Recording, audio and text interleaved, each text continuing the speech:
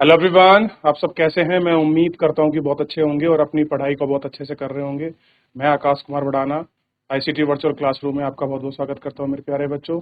जैसा आपको पता है मेरे प्यारे बच्चों, बेसिकली हमारी आपका जो है 11वीं क्लास है और 11वीं क्लास में हम लोग ज्योग्राफी देख रहे हैं। और ज्योग्राफी का जो है हम लोग आपका रिविजन कर पहले हमने आपका देख लिया था कि महासागरीय जल संचरण का मैं पूरा आपको बता चुका हूँ, समझा चुका हूँ। ज्वारी भाटा किस प्रकार से आती है, ज्वारीय उपभोग में क्या होता है, चंद्रमा की तरफ आपको खींचता है। और जब ज्वारीय उभार होता है तो क्या स्थिति होती है, गुरुत्वाकर्षण बल के कारण ऐसा होता है, ठीक। अपकेंद्रीय बल के कारण ऐसा, और दोनों के परिमाण के कारण ऐसा हमको देखने के लिए मिलता है, ठीक। ये इतना हम लोग देख चुके थे। तो आज हमको यहाँ से आगे पढ़ना है। तो एक बार वापस 1 मिनट के लिए आप सभी, इसमें कुछ डाउट, कोई क्वेरी किसी बच्चे की बची हो तो एक बार पूछ लीजिए, फिर आगे बढ़ो। चलिए, देख लिया, अब आगे बढ़े। अब हमें देखना है कि ज्वार भाटा है वो सबसे ऊंचे कहाँ आते हैं। तो 12 घंटे 48 मिनट का अंतर होता है एक ज्वार से दूसरे ज्वार के आने के बीच में, जो बड़ी टाइड आती।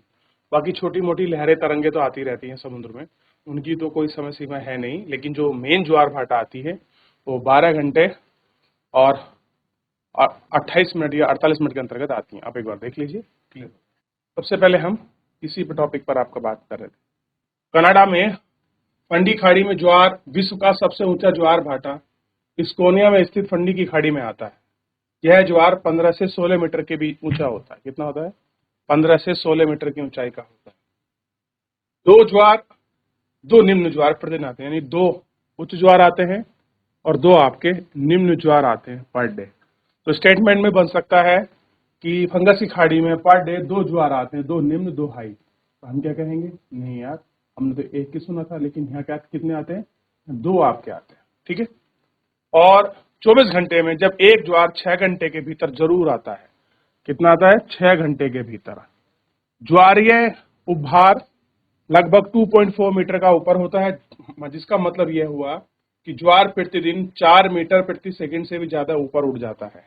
अगर आप समुद्र पर टहलने जाएंगे तो समुद्री भ्रमंग के किनारे जो वहां रहते हैं वह ज्वार वहां देखना ना भूलें। अगर आप 1 घंटे वहीं रहते हैं तो आप पाएंगे कि आपके सामने शुरू किया गया और पहुंचने से पहले ही पानी आपके सिर के ऊपर से आपका हो गया। तो बहुत बार आप देखते हैं पानी आपके ऊपर के सिर के ऊपर को फेंक देता है, क्लियर है। ये सारी चीजें आपके उसी के अंतर्गत ज्वार में ही सारी चीजें होती, क्लियर है। जो आपको देखना है, जहां महाद्वीपीय तट की अपेक्षा विस्तृत है, जहां ज्वार उभार अधिक ऊंचाई वाले हैं, ये ज्वारीय भाग मध्य महासागरीय द्वीपों टकराते हैं तो इनकी ऊंचाई में अंतर आता है। तटों के पास ज्वार नद व खाड़ियों में आकृति व ज्वार भाटाओं के तीव्रता को प्रभावित करता है। सक्कर की खाड़ी में ज्वार के परिणाम अचानक तरीके से बदल जाते हैं। जब ज्वार भाटा द्वीपों के बीच या खाड़ी या ज्वार नदमुख से होकर गुजरता है तो उन्हें ज्वारीय धारा कहते हैं। क्या कहते हैं? ज्वारीय धारा। ज्वार की वृत्ति, दिशा एवं गति स्थानीय व सामरिकता भिन्न होती है। अब ज्वार भाटा के अगर आप प्रकार की बात करो तो ज्वार भाटा के प्रकार में आपको दिखाई देगा, इनकी जो आवर्ती यानी फ्रिक्वेंसी है, इनकी डायरेक्शन है और इनकी जो गति है वो स्थानीय और समय में विभिन्नता पाई जाती है। ज्वार भाटाओं में उनकी बारंबारता, बारंबारता मतलब आने की जो आपकी प्रवृत्ति है, ठीक। एक दिन में या 24 घंटे में उनकी ऊंचाई के आधार पर विभिन्न प्रकार में उसको क्लासिफिकेशन किया गया है। कैसे किया गया है?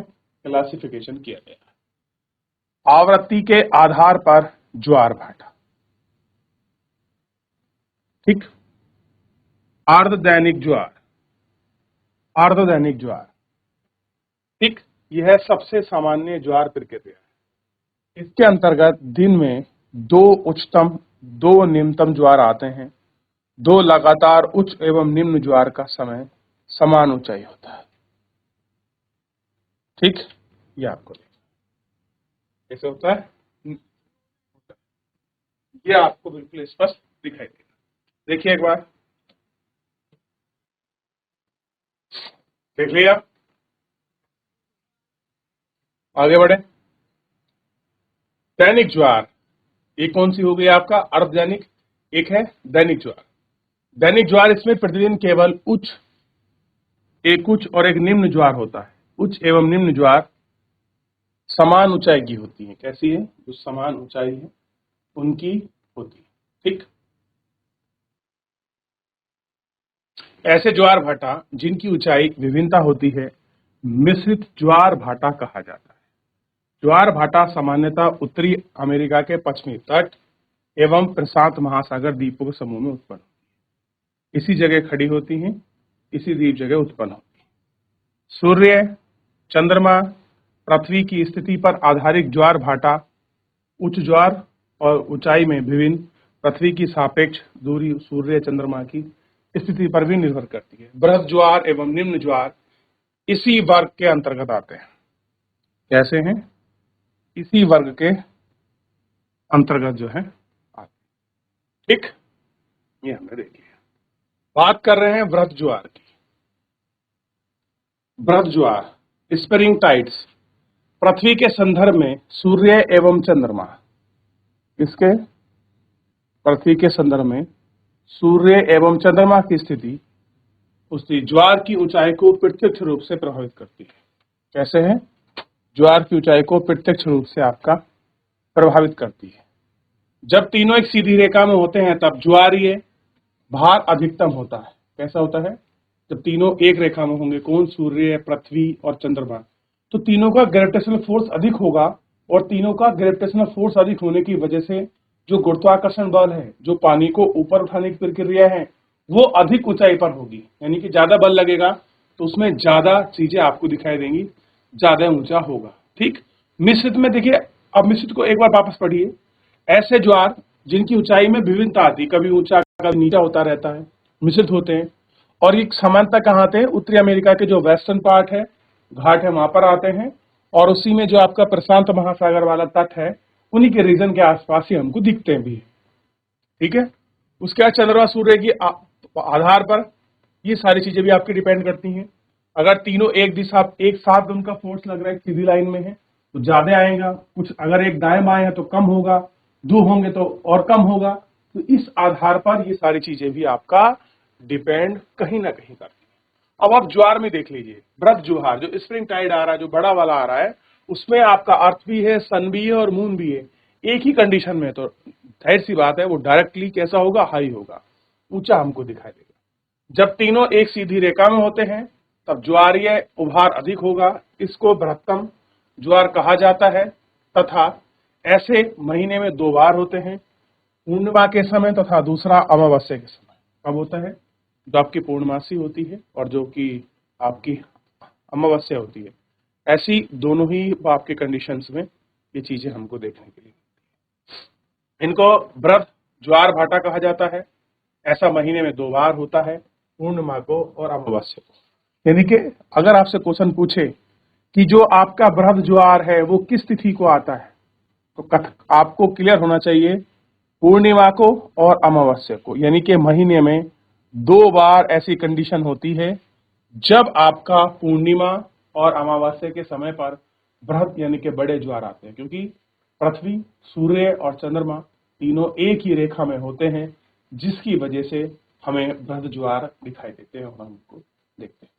क्लियर है? यहां तक आप ध्यान रखिए। ये है बृहद ज्वार।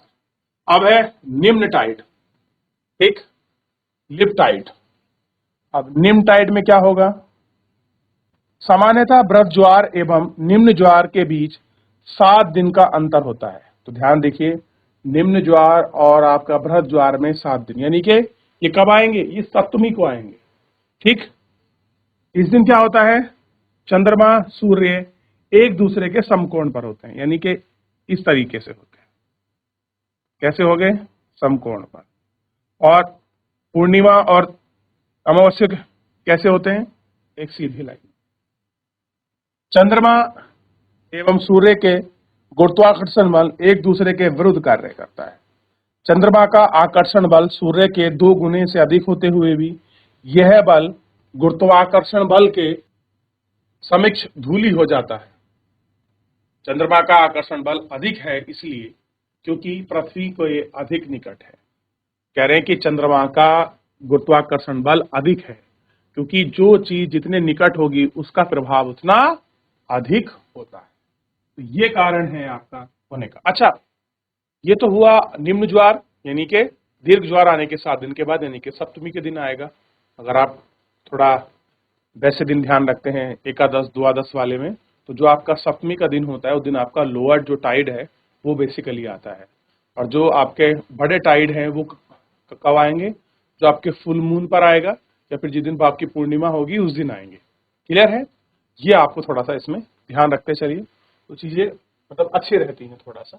ये हमने देख लिया, तो एक बार इसको थोड़ा सा आप गौर करके देख लीजिए ज्वार के प्रकार को। तो ज्यादा तो हमने नहीं देखा। एक आपका निम्न ज्वार, और निम्न का मतलब सप्तमी को आने वाला, क्योंकि यहाँ समकोण पर होता है। भरत ज्वार, दोनों ये सारे आपके सीधी रेखा में होते हैं। महीने में 2 बार ऐसी कंडीशन हमको देखने के लिए मिलती है। और मिश्रित ज्वार को हम पढ़ सकते हैं। मिश्रित ज्वार में जहां पर ऊंचाई में आपका डिफरेंसेस आपको देखने के लिए मिला, नॉर्थ अमेरिका और जो प्रशांत है उस पर हमको ऐसा हम लोग इसको, और दैनिक ज्वार, ये सारी चीजों को क्लियर है? देख लीजिए, देख लिया। चलिए थोड़ा सा आगे बढ़ते हैं इसी दिशा में। आइए, हाँ, हम सब पहले बात करें। महीने में एक बार चंद्रमा पृथ्वी के सबसे नजदीक होता है। तो आप जानते हैं उपभू, नजदीक, और ऐसे ही आपका पृथ्वी सूर्य के एक बार वर्ष में नजदीक होती है, वो आपका जनवरी में होती है। डेट आपको खुद बतानी है। एक पृथ्वी सबसे दूर होती है, उस दिन आपका जुलाई में आपका दूर होती है। क्लियर है? ठीक। कह रहे महीने में एक बार चंद्रमा पृथ्वी के सबसे नजदीक होता है, उसको उपभू कहते हैं। असामान्य रूप से चंद्रमा एवं निम्न ज्वार उत्पन्न होते हैं। इस दौरान ज्वारीय क्रम में सामान्य से अधिक होता है। 2 सप्ताह के बाद जब चंद्रमा पृथ्वी से अधिक दूरी यानी कि अपभू पर होता है, तब चंद्रमा का गुरुत्वाकर्षण बल सीमित होता है तथा ज्वार भाटा क्रम से औसत रूप से कम ऊंचाई पर होता है। ऐसा होता है, औसत रूप से कम ऊंचाई पर होते हैं। जब पृथ्वी सूर्य के निकट होती है तो उसे अपसौर, क्या कहते हैं? उपसौर। देखिए यहां उपभू और क्या है? अपभू है। तो चंद्रमा के लिए क्या यूज किया गया है? उपभू। निकटतम है अपभू। ये कैसी है? दूर है। ये कैसी है? निकट है। जब पृथ्वी सूर्य के निकट होती है तो उसको हम क्या कहते हैं? उपसौर। यानी कि कब होता है? 3 जनवरी को। देखिए मैंने कहा जनवरी में, ठीक। तो उसके आसपास उच्च एवं निम्न ज्वारों का क्रमिक असामान्य रूप से अधिक न्यून है, ठीक। ऐसे में अधिक आपको दिखाई देगा असामान्य रूप से। और जब पृथ्वी सूर्य से अधिक दूरी पर होती है तो हम क्या कहते हैं? उसको अपसौर कहते हैं, अपहीलियन, परहीलियन, ठीक। यार ये कंडीशन कब होती है? वर्ष में प्रत्येक 4 जुलाई को ऐसा होता है। ज्वार के क्रम के औसत के सापेक्ष में बहुत कम है। कह रहे जितना रिलेटिवली आपके टाइड्स आने चाहिए उतने नहीं आते। उच्च ज्वार व निम्न ज्वार के बीच समय सामान्यतः जल अंतर गिरता है, भाटा यानी कि इप्स कहलाता है। ज्वार, उच्च ज्वार निम्न ज्वार के बीच समय जब ज्वार ऊपर चढ़ता है उसको बहाव और जब आया बाढ़ कहा जाता है, ठीक। क्या है? देख लिया। तो उपभू क्या का मतलब क्या है? उपसौर का मतलब क्या है? अपभू क्या है? ये बड़े अच्छे रूप से आपको क्लियर हो गया होगा। चूंकि पृथ्वी, चंद्रमा व सूर्य की स्थिति ज्वार की उत्पत्ति का कारण है, यानी कि पृथ्वी, चंद्रमा और सन, इनकी जो कंडीशन है, इसी कंडीशन की वजह से ज्वार यानी कि टाइड आते हैं। और इनकी स्थिति के ही सही ज्ञान से ज्वार का पूर्व अनुमान लगा सकते हैं। अगर आपको इनका सही स्थिति का अगर आपको ज्ञान हो जाए कि है, अगर आपको नॉलेज है, तो हम टाइड का जो है पहले ही ध्यान ये समय लगा सकते हैं कि इस टाइम आपकी टाइड आने वाली है, ज्वार आने वाला है। यह नौ चालक व मछुआरों और उनके कार्य संबंधी योजनाओं में मदद करेगा। अगर हम पहले ही पूर्व अनुमान लगा लेते हैं तो जो आपके नौ संचालक हैं, जो आपके मछुआरे हैं, वो जो काम करते हैं उनकी योजनाओं में बड़ी मदद होगी। मान लीजिए आप जा रहे हैं और आपको पता चल जाए कि टाइड आने वाला है आपकी बंगाल की खाड़ी में या अरब सागर में या पैसिफिक में, तो आप क्या करेंगे, या फिर आपके इंडियन ओशन में, तो कोशिश ये रहेगी कि अपनी बोट को रोक दिया जाए या फिर स्थिर कर लिया जाए, ठीक, तट पर लगा दिया जाए। तो इससे उनको बड़ा लाभ होगा, सामरिक रूप से भी उनकी कुछ मेहनत भी कम हो जाएगी। तो इन सारी चीजों पर वो कह रहे हैं। नो संचालन, जो भी आपकी नाव चलती हैं, उनमें ज्वारीय प्रवाह का अधिकतम महत्व है।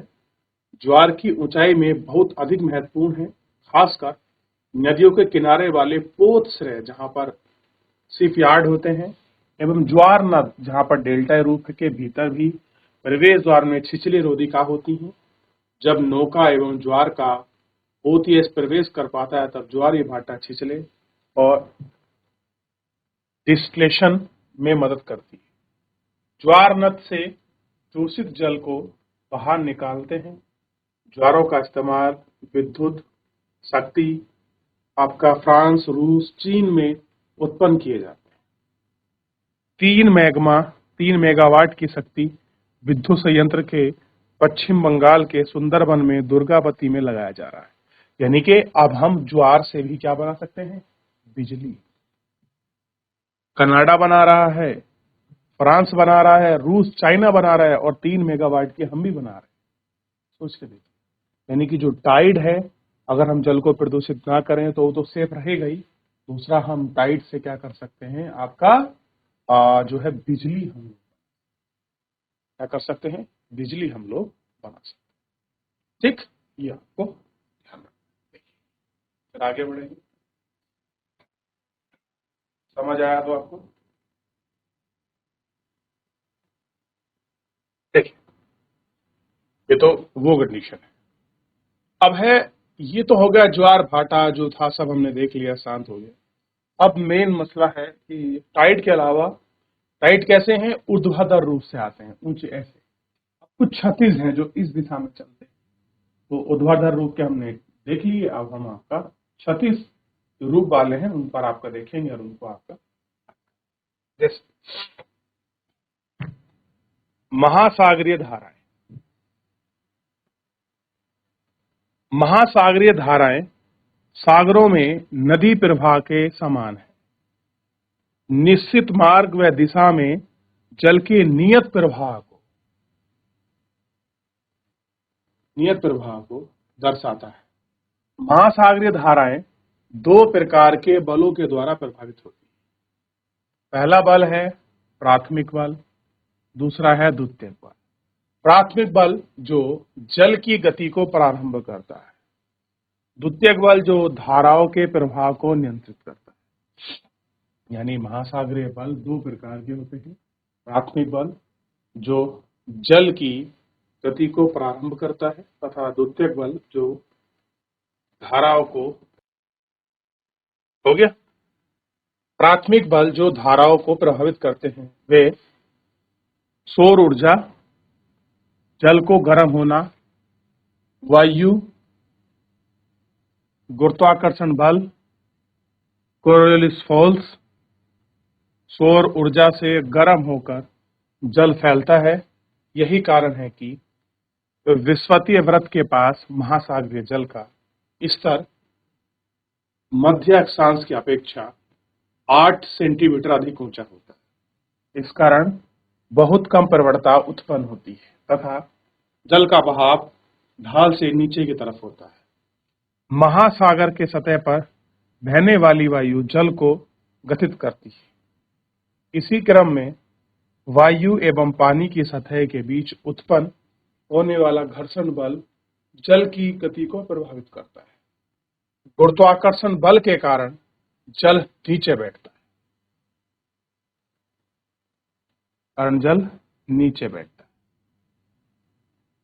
यह एक एकत्रित जल दाब प्रवणता से भिन्न है। कोरियोलिस बल के कारण उत्तरी गोलार्ध में जल की गति दिशा के दाहिने तरफ होती है। अब थोड़ा सा एक बार हम पढ़ लें वापस फिर। महासागरीय धाराओं में जो बल लगे होते हैं और प्राथमिक बल यानी कि जो जल की गति को प्रारंभ करते हैं वो हो गया प्राथमिक। द्वितीयक बल जो धाराओं के प्रभावित को नियंत्रित करते हैं। प्राइमरी जो आपके धाराओं को जलवो गति को प्रारंभ करते हैं। द्वितीयक धाराओं को प्रभावित करने को जो आपका नियंत्रित करते हैं उनको हम द्वितीयक या सेकेंडरी कहते हैं। प्राथमिक जो बल है जो धाराओं को प्रभावित करते हैं, ठीक, वे सौर ऊर्जा से जल को गर्म होना। जैसे प्राथमिक बल में क्या आ गया आप समझिए। प्राथमिक बल क्या है, जो जल की जो जिससे गति प्रारंभ हो रही है, एक प्रारंभ है, एक उसको प्रवाह को कंट्रोल कर रहा है।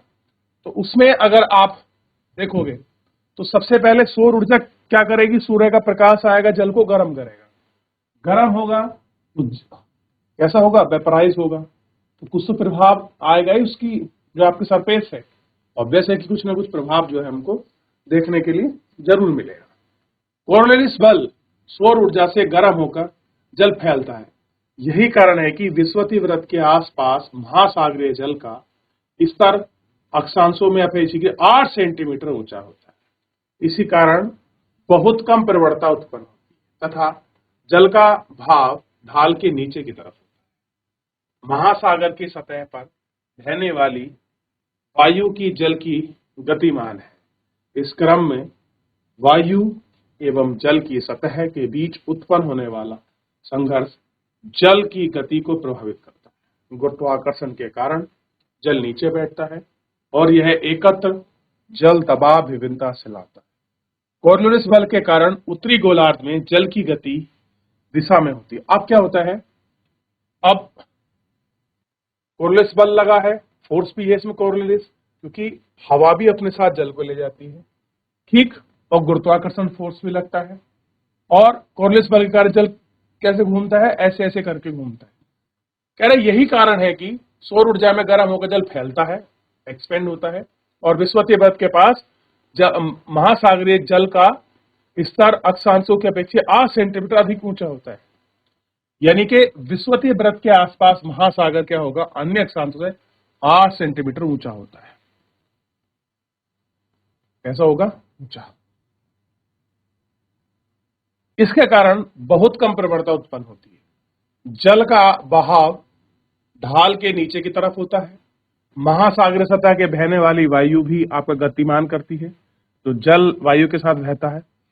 क्रम से वायु एवं पानी की सतह के बीच उत्पन्न होती है। संघर्ष बल की जल की गति को प्रभावित करता है। गुरुत्वाकर्षण के कारण जल नीचे बैठता है और एकत्रित जल ताप प्रवणता से भिन्न लाता है। कह रहे हैं जल जो है प्रवणता से आपका भिन्न लाता है। देख लिया। अब जब जल गतिमान हो रहा है, फैल रहा है गर्म होने की तरफ, अब इसके कारण बहुत कम प्रवणता उत्पन्न होती है। जल का बहाव ढाल के नीचे की तरफ होता है। जैसे ढाल है उसी तरफ नीचे की तरफ होगा। महासागरीय सतह पर बहने वाली वायु को गतिमान करता है। अगर मान लीजिए ढाल इस तरफ बहेगा और गति हवा ऐसे बह रही, तो उसको और फोर्सफुली कैसे ले जाएगा, आगे की तरफ आपका लेके जाएगा। इस क्रम में वायु एवं पानी की सतह उत्पन्न होती है। घर्षण बल के कारण जल को प्रभावित करता है। गुरुत्वाकर्षण जल नीचे बैठता है और यह एकत्र जल दाब प्रवणता से भिन्न है। कोरलियोलिस बल के कारण उत्तरी गोलार्ध में जल की गति दिशा के दाहिनी तरफ, दाहिनी मतलब राइट साइड उत्तरी गोलार्ध में, और दक्षिणी गोलार्ध में यह गति बाईं साइड यानी कि लेफ्ट साइड। ऐसे ये राइट साइड और ये लेफ्ट साइड, यानी कि ये जल कहां मुड़ता है, इस दिशा में। अब मान लीजिए ऐसे खड़ा है तो ये जल कैसे चलेगा, ऐसे तरह मुड़ेगा, और ये कैसे मुड़ेगा, ऐसे घूमेगा। यानी कि जो जल ऐसे ऐसे घूमता है ना, जो आपका भंवर बनाता है, उसकी बात कर रहा है कि कोरलियोलिस फोर्स के कारण उत्तरी गोलार्ध में सीधे में घूमेगा। कैसे घूमेगा, सीधे की तरफ। अब भाई सीधा कैसे होगा, ऐसा होगा, और दक्षिणी गोलार्ध में कैसे घूमेगा, इस तरीके से घूमेगा। ये बताना चाह रहा है आपसे कुल मिला कि अगर आप 0 पर खड़े हैं तो वहां जल का उभार ऊंचा होगा और जल की तुलना में 8 सेंटीमीटर। दूसरा ये कह रहे हैं कि ग्रेविटेशन मतलब जो आपका बल लग रहा है, कौन सा, अपकेंद्रीय बल, अपकेंद्रीय के बल की वजह से दोनों गोलार्धों में घूमने की गति डिफरेंट हो जाएगी। जो आपका उत्तरी गोलार्ध है उसमें राइट साइड में घूमेगा और जो आपका दक्षिणी गोलार्ध है उसमें आपका लेफ्ट साइड में घूमेगा। इनके चारों ओर भाप का वलय वलय ग्रह कहा जाता है। इसका कारण महासागरीय बेसिन में बृहद धाराएं उत्पन्न करता है। कैसे है, महासागरीय जो बृहद धाराएं हैं वो आपकी उत्पन्न, देखिए समझ आया नहीं आया आपको, लेफ्ट राइट वाला देख लिया? तो इतना ही रखते हैं, बाकी कल इसको मैं आपको आगे समझाता कि लेफ्ट दिशा में कैसे घूमता है, राइट में और अच्छे से कर रहे हैं। एक बार देख लें, किसी कोई डाउट कोई क्वेरी है कर लीजिए। चलिए तो फिलहाल आज के लिए इतना ही, मिलते हैं नेक्स्ट लेक्चर में। तब तक अपना ध्यान रखिए, स्वस्थ रहिए और अपनी पढ़ाई को बहुत अच्छे से करते रहिए। मुझसे जुड़ने के लिए आपका बहुत बहुत धन्यवाद।